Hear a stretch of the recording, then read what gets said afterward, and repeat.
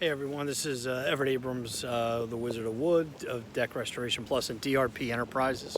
Just wanted to take a little look here at a job we started a little while ago. We had a little hold up because of Trex and so forth, so a little issue. But anyway, we're winding up, we're finishing up today. We're custom making a pergola here, a cedar pergola. We've already done the smaller deck, and I just want to turn around here and give you an idea of what we've done. If you saw, you'll see some before pictures on the album when we get done, but real nice. It was just a small deck off the house. We actually moved it over a little, centered it over, and moved it over to the right to use the whole back end of the house, and then create a lower level deck with that pergola, so they'll have a nice outdoor area to work from. So we've already stained everything with our Deck Restoration Plus deck and wood stain.